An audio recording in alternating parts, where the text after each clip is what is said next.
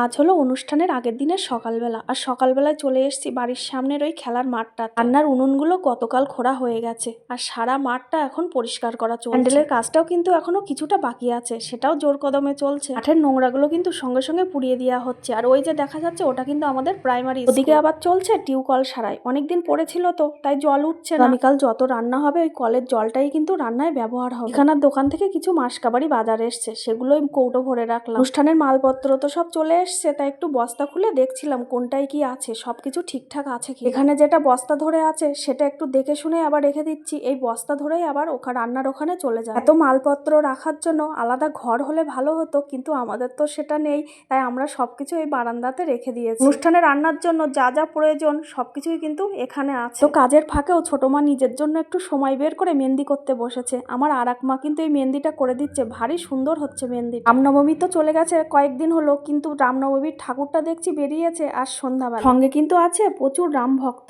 এত বাইক টোটো আছে সেটার গুণে শেষ করা যাবে না। তো রাম ভক্ত বেরিয়েছে, গুণে তো শেষ করা যাচ্ছে না। আমি একটু রাস্তা পেরোবো, পেরোতেও পাচ্ছি না, দাঁড়িয়ে আছি। আবার টোটোয় বেলুনগুলো থাকতে চাচ্ছে না, উড়ে চলে আসছে। আগামীকাল একদমই আর সময় পাবো না, তাই পুজোর বাসনপত্রগুলো আজকেই মেজে পরিষ্কার করে রেখেছি। এই দিদি রাতের রান্নাটা বসিয়ে দিয়েছে। রাতে রান্না হবে সোয়াবিন আলুর তরকারি, ডাল, পটল ভাজা। রান্নার জন্য মশলাটাও বাটা হয়ে গেছে, এখানে বসে দিদি শুধু রান্নাটা করবে। ছোটখাটো একটা গানের অনুষ্ঠানের আয়োজন করা হয়েছে, সবাই সেখানে আছে, মাও দেখি যাচ্ছে। আর এই যে পুজোর এই জায়গাটা এখন লাইটের কাজ চলছে। কিছু কিছু আত্মীয় স্বজন এসছে, তারা সকলেই কিন্তু ওই মাঠে গান শুনতে চলে গেছে। এই গানের অনুষ্ঠানটা একদমই হঠাৎই ঠিক হলো। দাদাটা স্টেজে তবলা বাজাচ্ছিল, ওই দাদাটা আমাদের বাড়িতে আমাদের মিলে সর্ষে ভাঙাতে আসে। দাদাটা যখন নিজের ইচ্ছাটা প্রকাশ করলো, আমরাও আর না করতে পারিনি। এত ভালো গান করে এই বাচ্চা মেয়েটা। দাঁড়াও তোমাদেরকেও একটু শোনাই, কত সুন্দর গান করে।